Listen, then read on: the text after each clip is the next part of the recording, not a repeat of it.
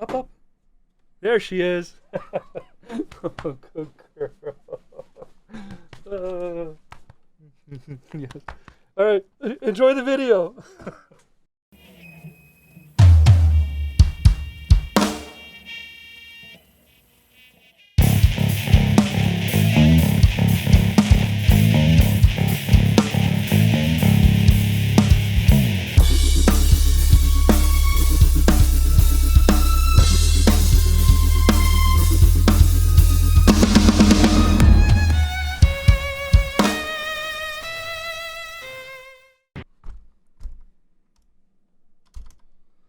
Hey guys, don't mind me here. I'm just struggling to get this keyboard back together. I'm gonna have to put that shift key on later. But yeah, I got myself a new keyboard and I swapped my keycaps over, and now I'm just putting the old keycaps back on the old keyboard here. So as I'm sitting here doing these things that I need to get done here, I'm probably going to hand me down this keyboard to a loved one and whatnot. I'm watching YouTube in the background, as we do, right? And I'm listening to Mark Reed, and I'm listening to Grayson over at Base Theory, and I'm surrounded by some insanely smart people. I mean, these guys have the confidence and the balls to go face to face with just about anybody on any topic. They're ready to roll. They work real hard at preparing for these debates that they go to and stuff. As I speak to you, someone is getting ready for debate now. And, I want to, share my 2 cents. I want to spread the knowledge I have. And, I don't know where my strengths lie, or I didn't know. So I thought about it. And what I came up with was, well, it's simple. I'm an entertainment guy. I'm the game show host of the group, right?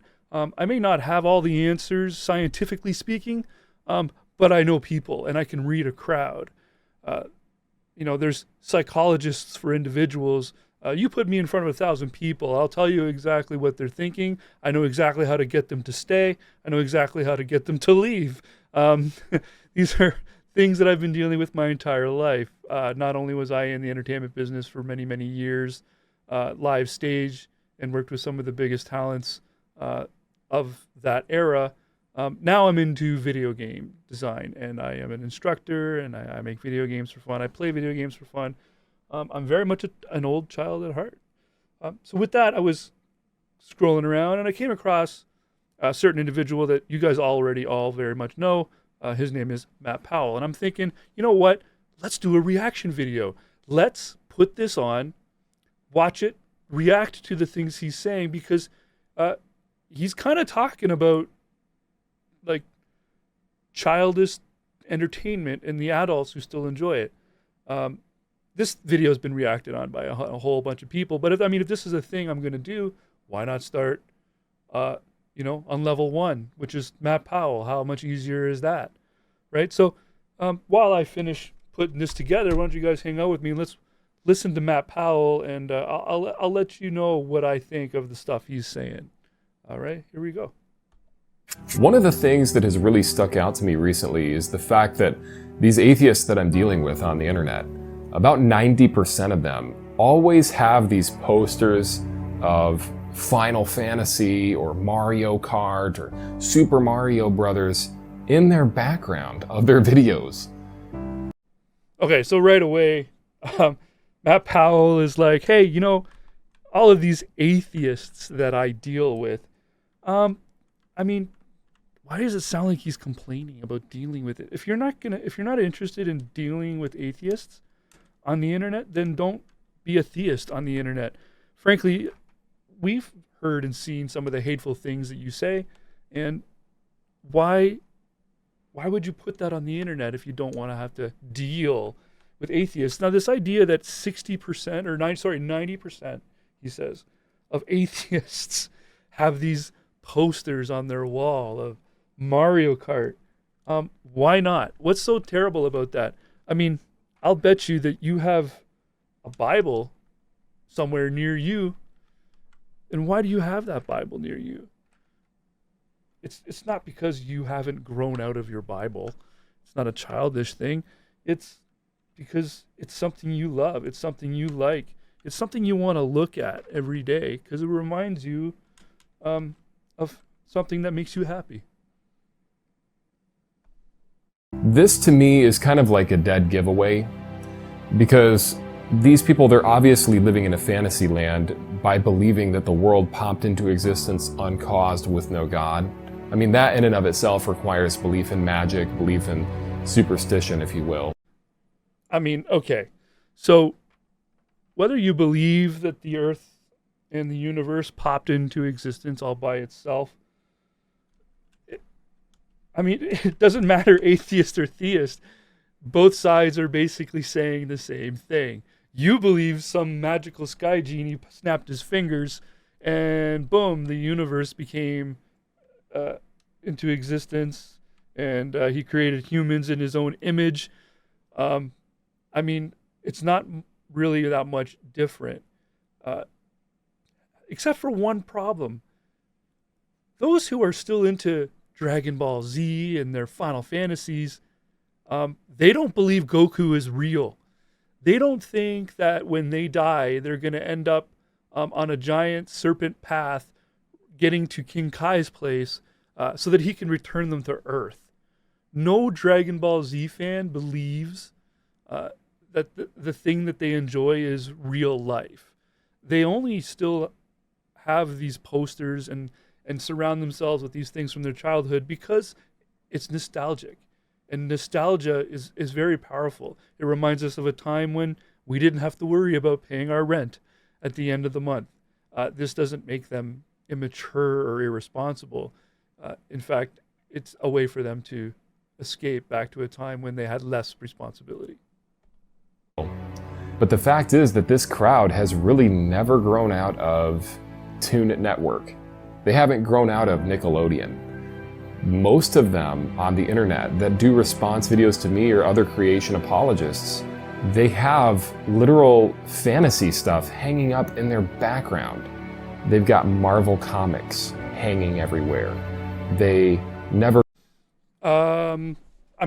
Yeah, he's not wrong, I guess. I have all kinds of Nintendo, everything from classic NES, GameCube, we've got Super Nintendo, N64, Sega, it's all there in the background on a shelf to remind me of a time when I spent my weekends playing hockey with my brother or trying to beat world records on Mario Kart. It's not a terrible thing. There's absolutely nothing wrong with it. It makes me happy to look at. Every time I see it, I see a gap in the collection, and I wanna get a new thing to put in there. Do I take them down to play with them? Not as often as I'd like, but they're not doing any harm up there. It doesn't mean that I haven't grown up at all. It just means that I found something that I'm really passionate about, and I want to display it for other people to see and for me to look at. I would wager you've got a cross or two on the walls in your house somewhere. Grew out of Super Nintendo. This is the crowd that we're dealing with. Knowing Matt Powell and having seen one of Matt Powell's sermons and then seeing him personally off to the side, it's not just an online, duplicitous character thing. It is that is him. I figured it would be appropriate to really point this out because this is the same crowd that's coming after your children right now.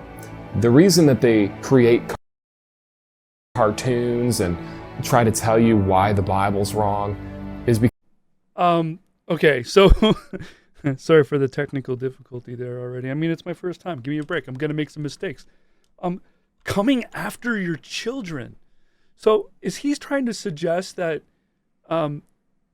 because I maintain a connection to things from my childhood or my teenage years, that I'm trying to use this stuff to come after other people's children? Or is he trying to suggest maybe that since now that I'm a content creator and I'm a game designer, that now I'm part of the problem because I make video games and I teach other people to make video games. I don't know. I'm not sure what he's trying to say.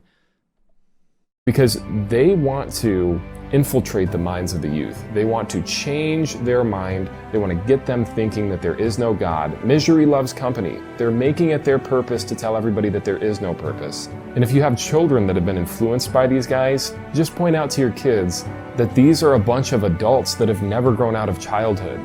Why else would they have Dragon Ball Z in the background? Or Star Fox? I mean, it just...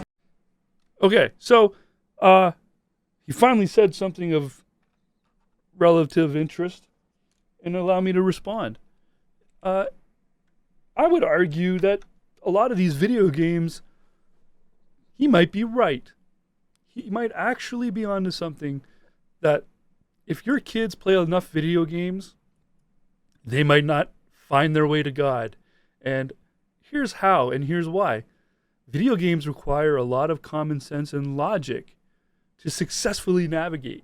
Even the most violent, like, we all know everyone's, the games that are supposed to be for 17 plus, we know that the parents are buying these games and letting their 12-year-olds play them. I do not condone that, by the way.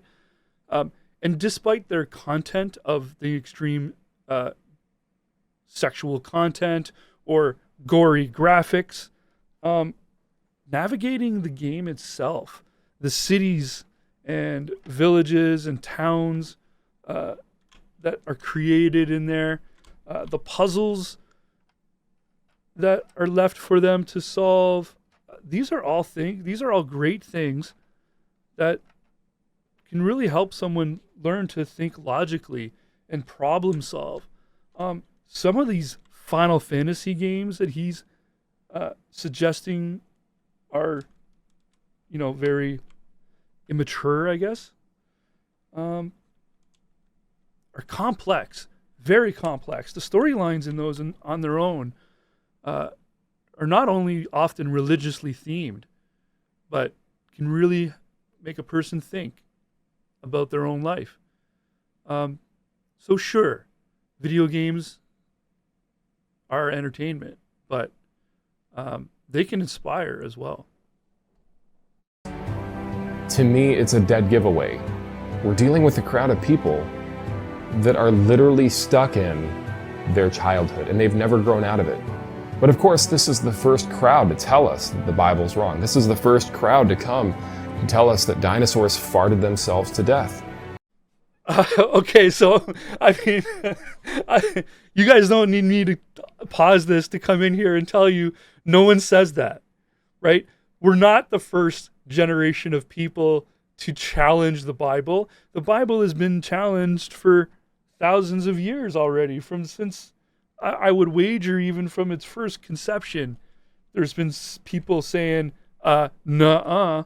I mean, even the Bible talks about Jesus being crucified for his beliefs. So the world's been challenging Christianity since its inception. Now, what was the other thing that he was saying now? I forgot. I would have to rewind there, but yeah, this is just absurd. Or that squids and octopi rode on a comet from outer space into our... Right. Dinosaurs farted themselves to death. No one says that. I mean, who? No. That's not even close. That's...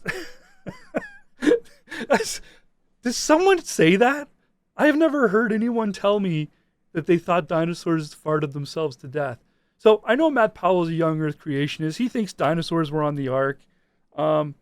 We know that's not true. I mean, it's physically impossible. Just check out Gutsick Gibbon or Forrest Valkai. They'll tell you. It's pretty obvious that that's not possible. Yeah. And I don't want to say that you have to play video games to know that that's not a thing. But, I mean, someone who's got enough knowledge to complete a game as complex as, let's say, a Final Fantasy game or a Grand Theft Auto game, surely can decipher that dinosaurs farting themselves to death is bullshit. Our Earth and crash landed to evolve and to continue their evolution on Earth. Of course, the crowd that tells us that the Bible is incorrect and that Jesus was just a man and not God is the very crowd that believes that monkeys made a sea voyage from Africa to South America on rafts. That they literally surfed from Africa to South America. One guy responded to me recently. He goes, well, that sounds crazy. Let's clarify. It wasn't a surfboard. It was a log or some seaweed. Yeah, so I've heard this theory before. It doesn't seem completely far-fetched, especially if you're given enough time and if you go back far enough. The continents were a lot closer. Page down. Where does page down go? Do you guys know where page down goes? I think it goes here. Pretty sure. The continents were a lot closer together, and so such a travel is totally possible. And there is tons of giant, like, floating islands of seaweed in the ocean. Like, they exist. Like, you can actively go out there and get on one if you wanted to. They're not as magical or as fantastical as depicted in, like, a movie like The Life of Pi, if you've ever seen that. But they are a thing. They're out there. And it's not that far-fetched. I'm not a scientist, but I buy that a lot better than I buy dinosaurs farting themselves into extinction. So we have seen evidence, plenty of evidence, for animals drifting on logs, drifting on seaweed, drifting on whatever through the ocean. I mean, that's pretty desperate when you're saying that monkeys actually rafted on seaweed across the ocean. I mean, give me a break. You know, it just, to me, I don't even know what to say. Internet atheists. And I mean, look, evolution says that at some point we all share a common ancestor. So no one is, I don't think so anyways, that anyone's actually saying that apes, that like a gorilla rafted across the ocean either. It would have been whatever lesser evolved form back then made a trip that was a lot shorter of a trip than the way the oceans look today. And that, you know, accounts for the diversity of life on the continents. Yet at the same time, it should also account for some of the similarities, why we've got, different types of elephants and different types of wildcats through all of the other continents and stuff. They had to have gotten here somehow. So, Pangea is a very plausible thing that to happen, and can be scientifically shown with tectonic plates and earthquakes. And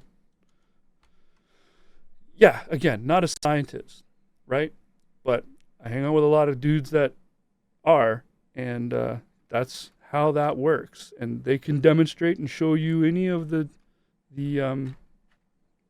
science you need to see for evidence of that.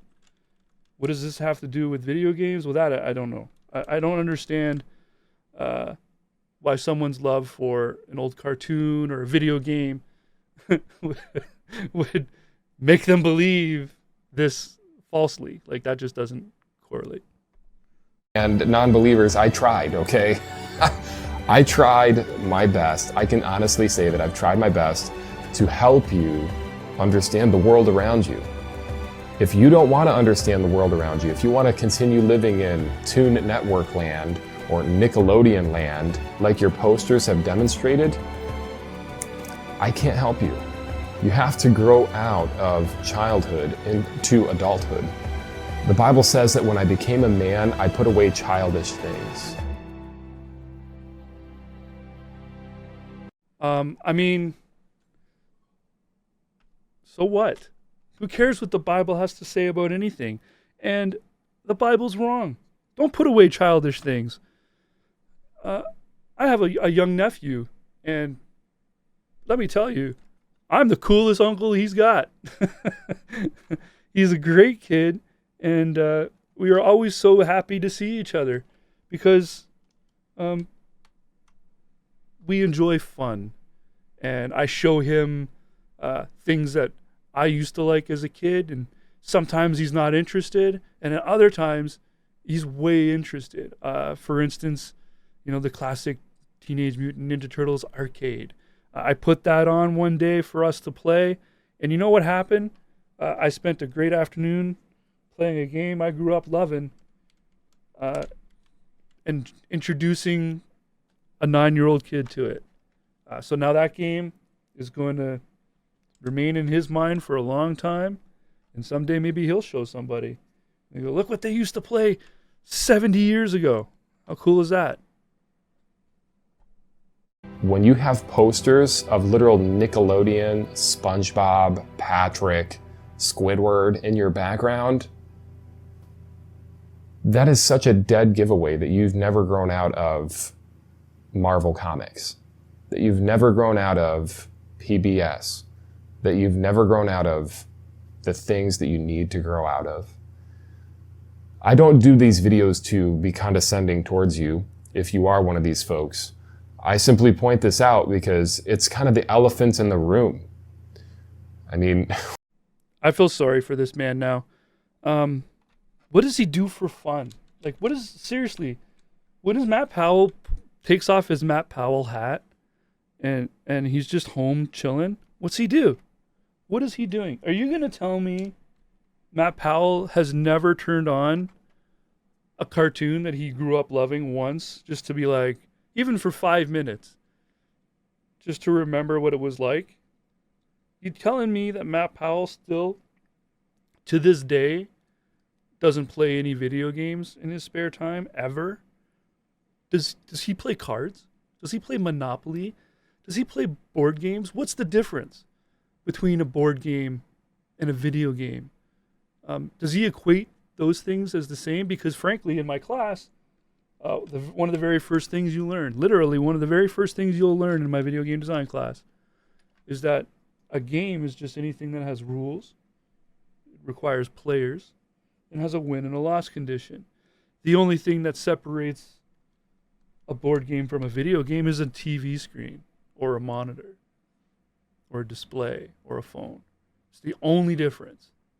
They still have rules, they still require players, and they still have win-loss conditions. So does Matt Powell abandon all games altogether? I want you to imagine that for a minute. Even if you're not a video game player, imagine a life without any kind of games, even a crossword. Does Matt Powell like crosswords? I bet he knits. You're going around saying there is no God, and proclaiming this while you have posters of literal kids' material on your wall as a 40 or 50 or 60-year-old man or woman. Grow up. Right. So Matt Powell, this is the end of my first video. I almost got this thing back together, so looking good. Grow up, he says. No, absolutely not. Don't grow up. Stay as young as you can for as long as you can. You don't need to abandon all the things from your childhood or anything that makes you happy, even if you're an adult now and you still find joy in something like Paw Patrol or Roadblocks or whatever, Lego. There's absolutely nothing wrong with that. Nothing. It's normal, and it makes you happy, and that's all that matters. If it makes you happy, who cares if it was designed and meant for children? Being young at heart, once you give it up, you can never get it back. Anyways, that's the end of my first video. I'm almost done putting this thing back together. Where does the end key go? It goes here. This has been like almost like a puzzle in itself, trying to remember where all these keys go. Yeah, so if you like this, make sure you hit that like button. If you don't like it, then hit the dislike button.